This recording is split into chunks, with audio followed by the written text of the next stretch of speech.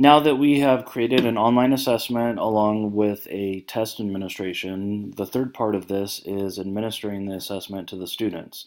And you'll be happy to know that this is probably the easiest part of the whole process. So what you're going to do is direct your students to the EDMS website, and they can just type in eadms.com.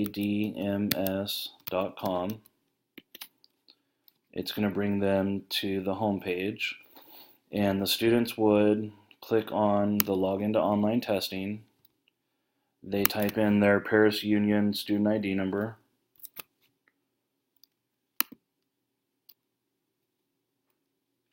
And then they're going to see this big screen of all these assessments, and for now we just have to have it set up like this. But here's a pretty good trick that you can pass along to your kids. It helps them find certain text on a page. So what we're going to do is they would click on or hold down the control button and then hit F. So I'll do control F, and then I'm going to type in the test ID number. And this is why it's important to know that test ID number, because the kids have to know it to get to the test. Another thing too, these tests are all sorted by order, so you can see they go in numeric order here, so another good reason for the kids to know the test ID number. So once the students find that, then they click on begin test and type in the student ID number.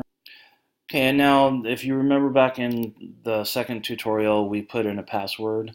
This allows the teacher to keep the kids, get them all on the same page before they actually start taking the test, and then it also keeps your test secure. So once the students start taking the test, they would know that they could get to that screen, but you have this password here so that they can't move along and see your test, without you knowing about it.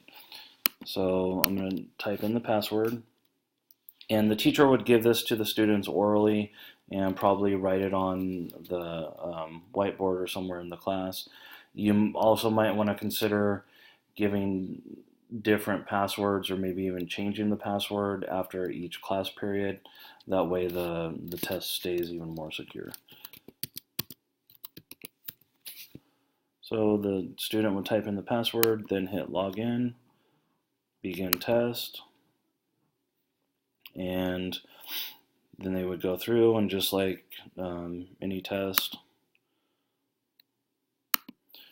really important to get in the habit of teaching the students to read the directions. In this case, there were at least 2 correct answers, so they want to make sure they read all the directions. And then the students would just go through. This is a constructed response item. So the student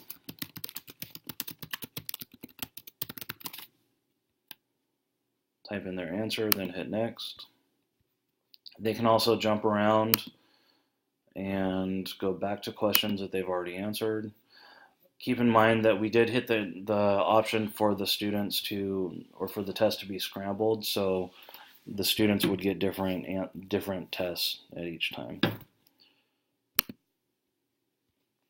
Okay, so after they go through the whole test, they would click on the finish button.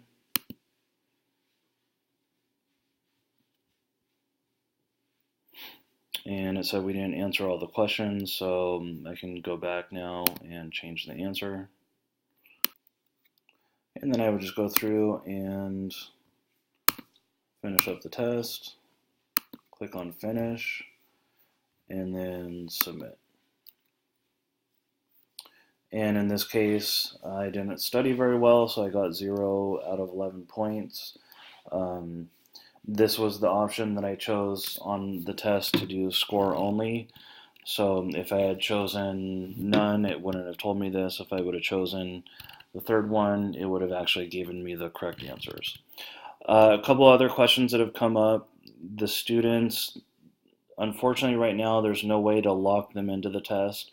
So they could go into other tabs. So unfortunately right now, there isn't that security feature, so the teacher really has to walk around the room and make sure that the kids are on just the assessment.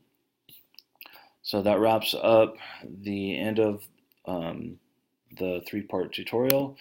We learned how to create an online assessment, create a test administration, and actually administer the assessment to the students.